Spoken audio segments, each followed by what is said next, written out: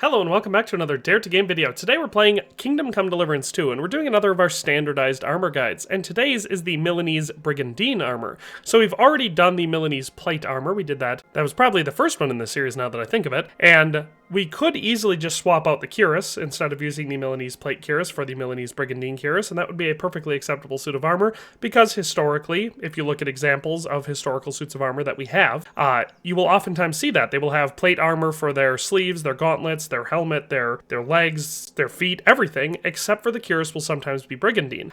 So like I said, we could have done that, but I felt it wasn't unique enough, and it missed out on our opportunity, which this might be the last one for at least this series, to use a lot of these pieces that I haven't used yet in any of these videos. Plus, on top of that, they look so good together and are color matched so well that I personally believe they were meant to go together. So that's what we're going to be doing today. It's going to be a full suit of Brigandine armor, which you probably should have been able to tell from the thumbnail for this video, which I always draw from the things that I use in the video. So with that being said, let's just dive on in and start it off. I will be showing you 3 different variants of this suit of armor, where we have perfectly color matched all of the items using the same pieces across the board, so stats are going to be the same, but each suit will be a different color in this instance. So let's just dive on in and start off with the base layer for the first suit. And for the base layer, you can see we're back to our stock base layer that we've been using for the vast majority of these videos, well, except for the boots. I switch the boots all the time because the stats are pretty much all the same. But what we've done here is, of course, we're back to the short pourpont, which is one of the best Gambeson armors in the game for various reasons. Stat-wise, it's obviously excellent, but it also gives you a pretty sweet charisma boost.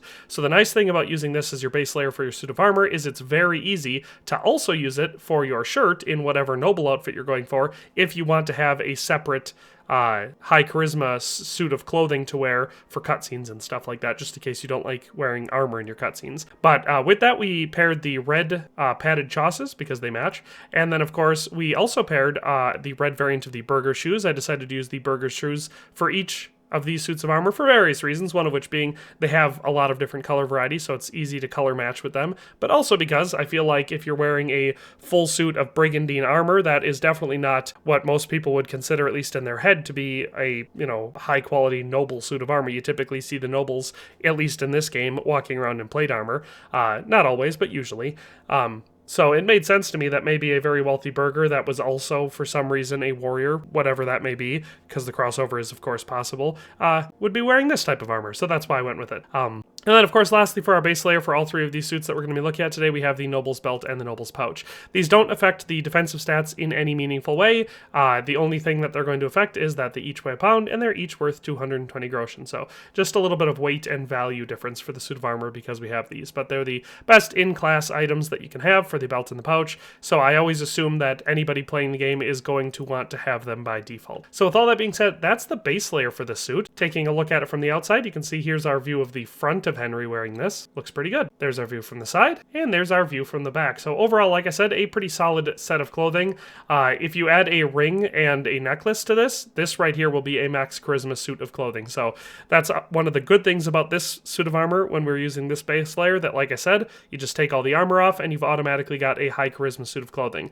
Now you add a fancy hat and a hood, you're even more over the top and fancy. But with all that being said, that's our base layer. Let's add our second layer. And so there we have our second layer added on. So you can see Henry has covered up most of our fancy high charisma stuff with some ugly, unassuming low charisma mail armor. But that being said, we do it for the stats. So it's the same items as always. We have a variant of the hauberk long with a stab defense of 33, slash defense of 68, and blunt defense of 55. Then we have a mail collar with badge. We have a stab defense of 27, slash defense of 68, and blunt defense of 55, and then the mail hood with a coat of arms, with a stab defense of 28, slash defense of 77, and blunt defense of 59. So we don't switch these out. It is important to note that there are multiple different variants of each of these items. The hauberk long only has like 4 or 5 different variants, and they just vary in color. But the mail collar with badge has like 7 or 8, and the mail hood with a coat of arms, I think, has like a dozen different variants. All of them have the same stats for defense. The only thing they vary in is they might have slight variances in charisma, and they might have slight variances in visibility and conspicuousness. So if you're trying to min-max your suit for whatever purpose, you can do that. But as far as visual aesthetics of it go, they're pretty much entirely covered up by your plate armor. So in my opinion, it doesn't make a big difference. So that is our second layer, or our mail and padding layer. We'll take a look at it from the outside. As always, not too bad looking. Obviously, without a helmet, the coif looks a little goofy, but still pretty solid, but there's our front view, there's our view from the side, and there's our view from the rear. So all around, like I've said in past videos, not what I would personally like to run around wearing. Obviously, if you pair a kettle hat and a Waffen-Rock at the very least with it, you can have some sort of a respectable man-at-arms type outfit going on, but overall, it's clear that we're going to cover this up with something much better looking. So let's add the third layer and take a look at it. And so there we have our third layer, so you can probably tell from using your eyeballs that, well, unless you're colorblind, I guess, in which case I'm quite sorry, but this guide isn't going to be that interesting for you. But we have a red variant of this armor, and I think, honestly, it looks pretty solid. I find myself using some variant that's sort of like this for a lot of my playthrough, just because it definitely makes you stand out if you can color match the entire suit, and you can, and all of these items just look really good together. So the items that make up, in my opinion, the Milanese Brigandine Armor are the laminar night legs, which have a 130 rating for stab defense, 95 for slash defense, and 34 for blunt defense. The Italian bassinet, of course, because we're pairing it with the Milanese Brigandine, which is from Italy, so the Italian bassinet is the obvious choice, apart from also looking really good with the suit of armor. This has a stab defense of 129, slash defense of 94, and a blunt defense of 33. Then we have the Brigandine gauntlets for our gloves. This has a stab defense of 126, slash defense of 92, and blunt defense of 33. The laminar hands with rondels, which have a stab defense of 115, slash defense of 83, and blunt defense of 30. And then, of course, our centerpiece for the whole outfit, the Milanese Brigandine, which has a stab defense of 113, slash defense of 82, and blunt defense of 30. So all in all, pretty solid stats across the board, and like I said, most importantly for the suit of armor, I think it looks all very good together. So we were able to color match. None of them are like too different of a shade to make it seem like they don't belong together. We do have plenty of metal accents on it to still make it stand out as heavier plate type armor. Well, of course, this is Brigandine and laminar, but you get what I mean. And of course, it all just matches really well aesthetically. So nothing to complain about in the visuals here. So that is our first variant of the suit of armor. Normally, here's where I'd get into stats, but I want to go through the other two suits quick before I do the stats, so you can see the different variety that you can achieve with, like I said, strictly these pieces. So we're going to be using all the same pieces, just different color variants for each suit. So that's our red one. Let's look at our next one. All right, and so there's the first layer for our second suit of armor. You can see that we just swapped out the burger shoes, padded chausses, and short pourpont so that we had the green variants on. Once again, we've got decently high charisma, so once again, if you wanted to use this suit, you add some spurs and some jewelry on there, and maybe even a fancy hood and hat if you so choose, and you will easily have a maxed out charisma outfit to go with your armor. So that's our base layer. Let's add our second layer. Same as before, we've just added our mail on top. Same items. I didn't even switch the variation for these ones because, like I said, they just get covered up by the plate armor anyway. But there we get a lot of our extra weight for this suit of armor, as well as some of the very, very crucial protection for our torso and head. But that is our second layer for the second suit of armor. And there we have our third layer, and you can see that we've gone for green, which you probably could have guessed by the first layer for this outfit because I tried to color match it, and it worked rather well. Now, me personally, green is my favorite color. So this one out of the three is easily my favorite. I would love to hear down in the comment section if one of these three is your favorite or if you prefer another color. But you can see we've used the same items. So for the legs, we have the laminar night legs. For the helmet, we have the Italian bassinet, Brigandine gauntlets on our gloves, laminar hands with rondels for our sleeves, and the Milanese Brigandine for the body. So, just like with the first variant, I think that this all matches rather well. The only variation that's slightly off is that you can see our rivets for the laminar legs are actually sort of a brass color, whereas for the rest of the suit, it all appears to be silver, but it's such a small detail that it doesn't bother me. And everything down to the variant of the helmet we're using that has the green accents on it, it all matches so perfectly. So another excellent suit in this lineup. Like I said, my personal favorite of the three, but that's our green Milanese Brigandine Armor. Let's move on to our last one we're going to be looking at today. And so there we have layer one for our third suit of Brigandine Armor, and you can see we've gone for a yellow aesthetic. Now the only bummer here is I didn't have yellow padded chausses. I don't know if any exist in the game, but this playthrough that I'm currently on has, as far as I know, more items than either of my other two active playthroughs. So it's possible that they just don't exist, but that being said, yellow pants is weird to me anyway. So I'm fine with the gray pants, but then again, yellow is my least favorite color. But you can see we use the same items. So we once again have a variant of the burger shoes, the padded chausses, and the short pourpont for our base layer.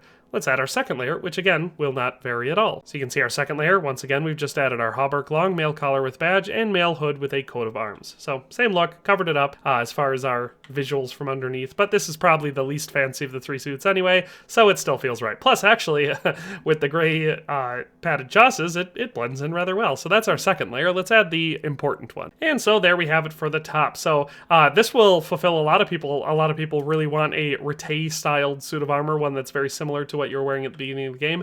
This is slightly different than what we were wearing at the beginning of the game, but I would say definitely very appropriate for a Rete knight, you know.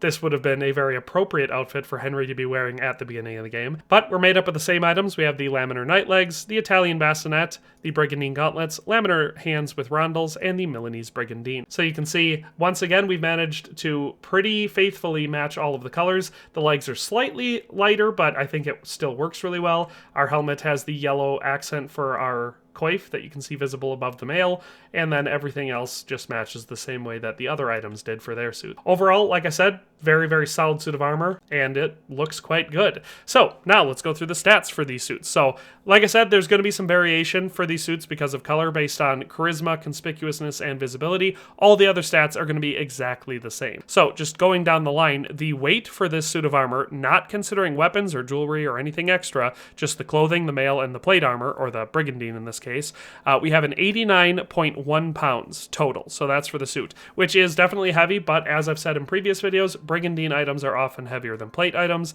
so it shouldn't be that surprising that we're almost at 90 pounds for this suit. Our total value for this suit of armor, again, not including weapons or jewelry of any sort, is 16,204.3 Groschen. So another budget suit, which makes sense. The Milanese equipment and laminar equipment in this game is usually quite a bit cheaper than its plate counterparts, despite oftentimes the stats being better or comparable at the very least. So it's a cheaper suit of armor, more in line with the noble laminar armor, or the noble Brigandine armor that we already looked at in this series. So right around that same amount. So 16,204.3 Groschen for the value. Then moving on to our armor value, just down the line, for our head we have an average of 211.7, which is quite good. For our body we have an average of 180, which is definitely not horrible. Arms we have 182, so very similar there. And legs we have 146.3, giving us an overall average armor rating, or AAR, of 180 for this suit, which, to be honest, is not bad. In fact, I think it's fairly comparable to the similar suit that I came up with for the first game. So this is what I would consider probably the baseline for a heavy suit of armor for anyone other than like a prominent knight or noble. So this is definitely an appropriate roleplay suit for a character like Henry, in my opinion. Because A, we're still getting a ton of protection. An average armor rating of 180 is still quite high, higher than the vast majority of the people you're going to come across in the game. But it's not impenetrable, it's not tank. We put the tank marker for this game at 200, so this one falls short of that, which definitely leaves us a little bit more room to feel vulnerable, which I definitely like. But again, like I said, it's still going to protect you tremendously well. If you're good at the game at all, this is going to be more than enough armor value. So that is it for stats on this suit of armor. And that's where I'll leave you for today. Well, actually, I'll leave you with some high resolution, stills that I've taken of each of these suits of armor. But with all that being said, hope you enjoyed the video, and we'll see you next time.